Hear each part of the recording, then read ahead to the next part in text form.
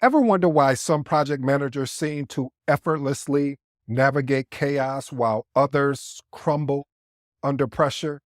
What's one mistake that's keeping you from making your projects actually derail? What if you could just master one project management skill overnight? Would that really actually helpfully transform your career the most? Well, check this. In the next 15 minutes, I will not only answer these questions, but I will also share battle tested strategies that will revitalize, or I should say, improve how you approach every project. Now, I will be honest with you, these are not textbook theories.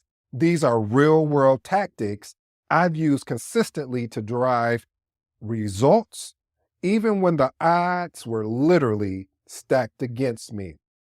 Do you mind if I share a story with you, family? When I started off as a newbie project manager or a brand new project manager, there were some rules of project management that I wasn't aware of, nor did I understand at the time. And it took for me navigating different projects, whether it was leading one or multiple projects, that I truly had to understand there are rules to this thing called project management. Even though there are rules, these rules can sometimes be broken. So you have to put in place frameworks. You have to put in place expectations. You have to put in place a roadmap of how you're going to approach each project. Because again, a project, if you don't know, a project is a temporary endeavor and is unique. So each project is going to have a unique stance. You're going to have a unique project team. You're going to have unique stakeholders. So you're going to have to switch up your approach for each item.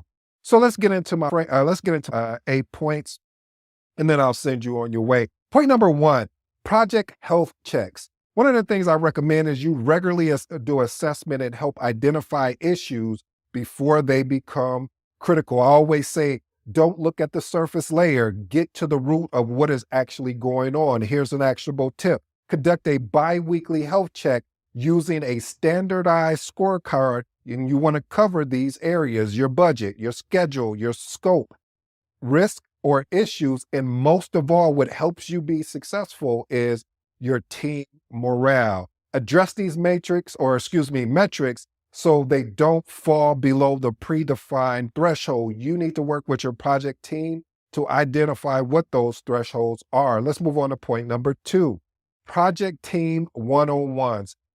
Individual meetings, as I always state again and again, and I don't see project managers doing this, builds relationships and uncovers concerns. These meetings do not have to be something that's always scheduled. They can be impromptu meetings. So I would recommend when a project team member reaches out and has any questions or concerns, or even a stakeholder, you really you turn that into an opportunity to ask questions. You turn that into an opportunity to uncover any concerns. Now, if you want it to be more formal, then schedule a monthly 30-minute call with each key project team member, and make sure, family, you don't come in there unprepared. Prepare an agenda covering some of these areas: the project updates, their specific concerns, as well as ask them for anything that they would like to discuss within that 30 minutes that you're having that call. Let's move on to point number 3. Clear task expectation. Well-defined tasks reduce what I call confusion and delusion. Ooh, I like that. See, a lot of times when there's confusion and what tends to happen as a project manager, you start doing what I dislike, which is micromanagement. When you start having to micromanage your project team, the project is not as fun as it was when you originally started. So one of the things I recommend is ensure for each assigned task, there's a clear date, expected outcome, deadlines, and if there's any constraints, make sure that you're able to work with your project team to address them. And let's all look at making sure that the team understand what's the roadmap to get there. If I'm saying, hey, we need to have this done in 2 weeks, I'm expecting them to come up how they're going to accomplish that. And they may not know at the time, but if they're unsure, make sure you're doing consistent check-ins to say, hey, are you having any challenges finding a way to accomplish that task? If they say no, you want to leave them alone and do what they do best: execute. Let's move on to point number 4, time blocking. Project managers, I want to tell you, especially my newbies, because I know you guys get so excited about this thing that I love, that I hope you fall in love with, called project management, is that you don't take time for yourself, even while you're on the clock. What do you mean, ED? Great question. What I mean by that is you want to dedicate time for specific activities that help improve your focus and productivity. Here's an actionable item. Use your calendar to block out specific times for different activities. For instance, like emails, meetings, or any focused work where you're working on your project management plan as well as your project schedule. There is a difference, newbies, meaning that a project schedule is basically your task, your milestone. Your project management plan is the subsidiary plans that consist of, your scope management plan, your requirements. So there's so many different plans boiled into one. This is why they call it a project management plan. This gives you an opportunity really to excel as a project manager, because you are really keeping the main thing the main thing. One of the books I always recommend that future project managers read is a book called One Thing by Gary Keller. I understand I fall victim to it as well, where I'm trying to do multiple things. But when I block my calendar and say, all right, I'm going to be focused on answering all these emails, I'm going to be focused on scheduling these meetings. Listen to what I'm talking about, family. These are more focused work initiatives. Let's move on to point number 5. Point number 5, meeting avoidance. Now, I know I'm probably going to ruffle some feathers here, but sometimes you have to do it when you want to be exceptional. What I mean by that is that your project team sometimes will pull you into meetings where you don't really need to be at that meeting, but they're pulling you into them because they're about to get ready to misuse you. Now, we all do get used, but being misused is a different thing. What do you mean? There's a difference between the two. Being used is making sure that your project team is having the appropriate success by supporting them effectively and efficiently. Being misused is that they're saying, oh, well, we don't feel like taking any notes. We don't feel like doing anything. We just want to talk. So even though this is not even anything to do with the project manager, we're just going to bring them in the meeting anyway, and they can take all the notes. They can handle all the accountability and responsibility, and we can push all of that accountability and responsibility on them. And it doesn't work that way. That is not true project management. When you have a task, if they are unable to, if they're running into any impediments or any things of that nature, meaning issues that they're going to connect with certain team members because they need help from a cross matrix standpoint, this is when you step in. But you have to allow your team again to do what they and execute. Don't be misused, family, because I know you're excited. This may be a project, and you're like, oh, this is my first project. I want to be part of every meeting. It's just not going to work, because you're going to be getting pulled from other directions as it already is. And you're going to be responsible for updating all the necessary artifacts so you can hold people accountable for the thing that they said that they were going to execute on. So be careful on that particular piece. I got a little excited. I apologize. Point number 6, ethical decision framework. What I mean by that, family, is structure approach ethically address issues consistently and make value-based decision.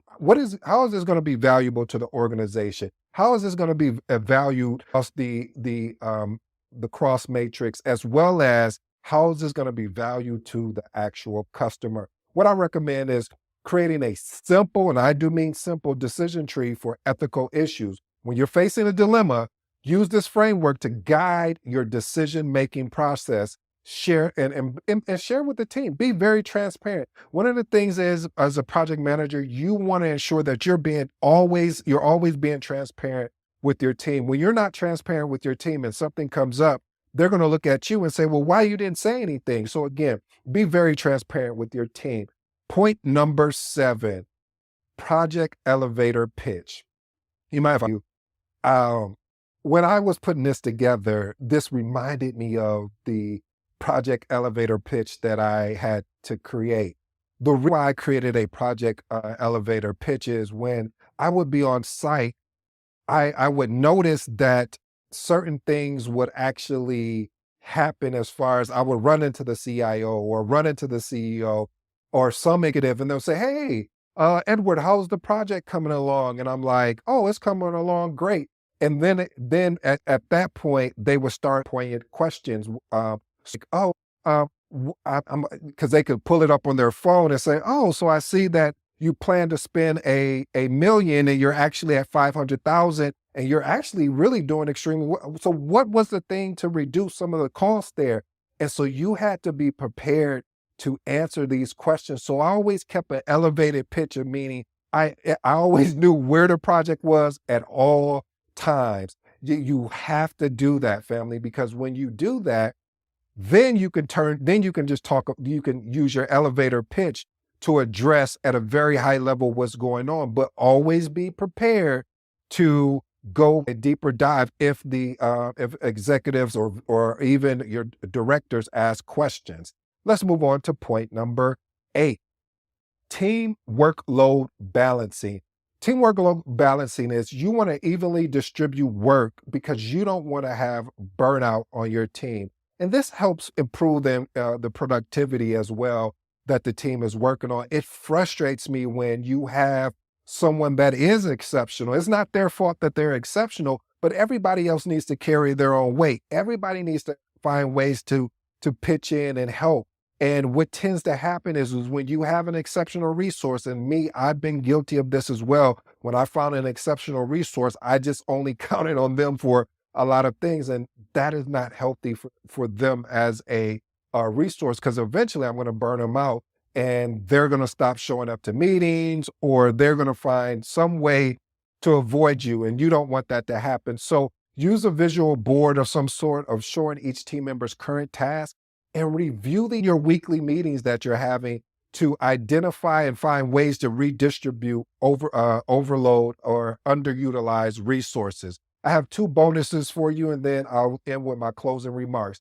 Stakeholder feedback sessions, as I talked about, which you have your project team members and your stakeholders. These are 2 separate entities. So with your stakeholders, you want to provide feedback sessions, regular feedback sessions, so you can gather ways to improve the project outcomes, not the results, because they don't care about the result. They care about the outcome. What's an example of outcome? A milestone, not the task. Don't talk about, oh, well, we got this task done. Okay, that's great. But the milestone was implement this particular piece on the application. Have you completed that? No. So again, you want to focus on outcomes. What I would recommend as an actionable tip, schedule quarterly feedback session with key stakeholders group and use a consistent set of questions to track satisfaction over time, as well as send out, you're probably going to need to send out 2 or 3 emails to ask questions to say, hey, what would you like to see discussed during this feedback session? Is going to be powerful for you.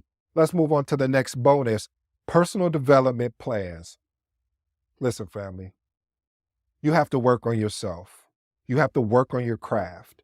And by creating personal development plans for yourself, becoming a better version of yourself is going to be a better version to the project. So I would recommend my actionable items is find 1 or 2 things that you want to work on as a project management week over week. This is going to help improve how you are assisting and leading your team, because again, you are the coach. You are the leader of that team. I know it says project manager, but you are the leader. So you need to work on your soft skills. What does that look like? Leadership training, communication training, stakeholder management training, sales. No one talks about that as a project manager, but we do here.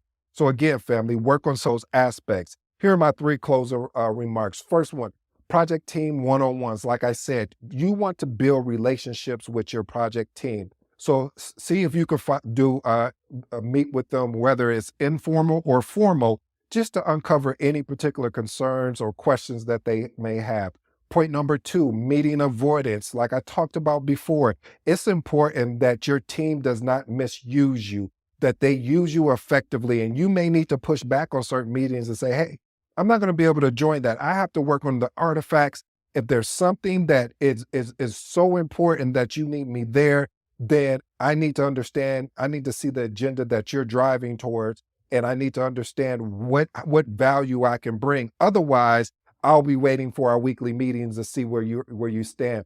And point number 3, ethical decision framework. You want to structure your approach for ethical issues to ensure a more value-based decisions for the organization. Hey family, I hope you enjoyed today's episode. Address the question that's in the room about, hey, I'm a new project manager and I want to know some of the expectations that I have. I want to know, how can I ensure that I can to really deliver my exceptional best when it comes to project management.